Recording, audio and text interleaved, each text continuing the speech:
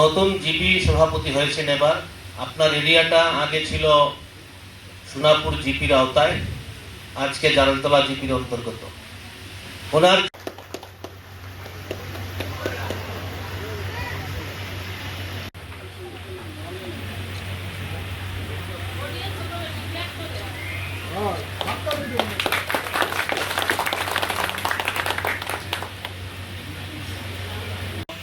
প্রণব বাবু এখানে উপস্থিত হয়েছেন, আমাদের জেলা পরিষদের এক্সিকিউটিভ ইঞ্জিনিয়ার, অ্যাসিস্ট্যান্ট ইঞ্জিনিয়ার, আর এখানে আমার কলিগ ফরিদা পারভিন,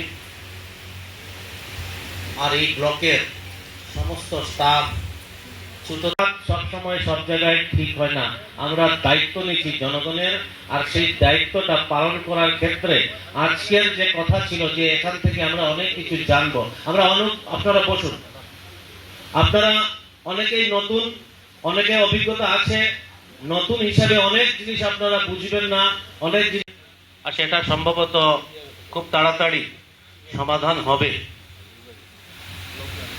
ওনাকে একটু সময় বেশি ওনার ব্যাপারে বললাম এই জন্য যে উনি আমার নিজের জিপি সভাপতি, আর তার জন্য আমার জিপির সভাপতি বসার জায়গা নেই, অফিস নেই, এটা তো হয় না। খুব তাড়াতাড়ি সেই বিষয়ে অলরেডি স্যাংশন হয়েছে, যেরকম সেরকম উনিও জেলা পরিষদের ক্ষেত্রে ডিসির সমতুল্য। আর আমার মনে হয় উনি বিগত এমপি নির্বাচনের ঠিক কিছুদিন আগে আমাদের কাছাড়ে এসেছেন, আর কাছাড়ের সমস্ত অফিসাররা এরকম হন যে পা দিয়ে বুঝে যান কাছাড়ের বা একটা ডিস্ট্রিক্টের অবস্থা কি জায়গায় আছে।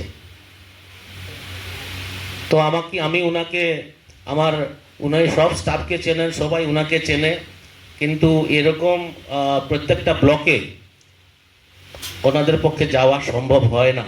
অনেক সময় বিভিন্ন কাজ জেলাতে সম্পন্ন করতে হয়, আর জেলাতে তার জন্য বেশি সময় দিতে হয়।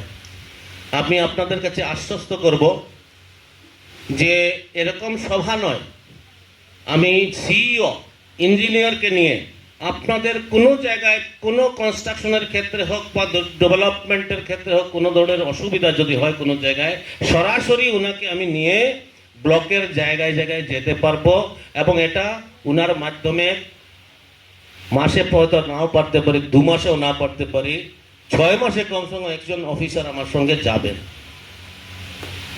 আর যেটা বিগত দিনে কোনোদিনই সম্ভব হয়নি, সম্ভব হওয়া সম্ভব না। আমরা এই যে জেলা পরিষদ বা এই যে ব্লক অফিস বা জিপি অফিস,